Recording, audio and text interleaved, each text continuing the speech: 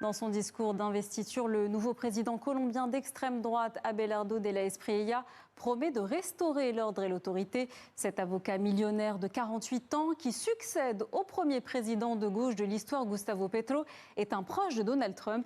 Parmi ses priorités, la lutte contre le narcotrafic. Et il peut déjà compter sur le soutien de Washington, qui lui octroie une aide d'1 milliard de dollars. Sophie Pizzimenti. C'est un virage politique radical pour la Colombie. Abelardo de la Espriella, 48 ans et avocat millionnaire d'extrême droite, a été investi ce vendredi. Parmi les invités de la cérémonie, il y avait plusieurs figures de la droite sud-américaine, l'Argentin Javier Milei et le président du Chili, José Antonio Cast, mais aussi le roi d'Espagne et le patron de la FIFA, Gianni Infantino. Face à ses alliés, de la Espriella a annoncé le ton de son mandat.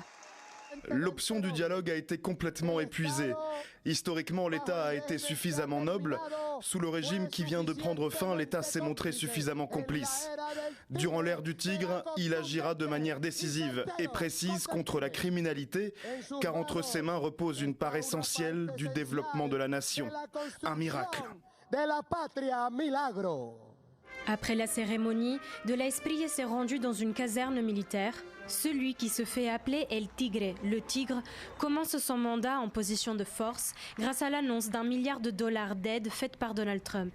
Le nouveau président promet une politique de rupture avec son prédécesseur de gauche, Gustavo Petro, notamment avec l'éradication des plantations de coca et l'autorisation de nouvelles exploitations de pétrole et de gaz.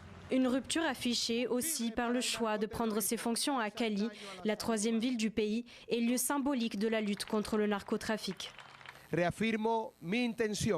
Je réaffirme mon intention de vaincre sans répit le narcoterrorisme et toutes les organisations criminelles qui menacent la liberté de la Colombie. Je vous invite tous à devenir des défenseurs permanents de la patrie. Des manifestations contre le nouveau président se sont tenues partout dans le pays. L'ancien chef d'État Gustavo Petro a quitté le palais présidentiel malgré plusieurs dénonciations de fraude électorale sans preuve. Désormais, de la Espriella devra essayer de gouverner sans majorité parlementaire.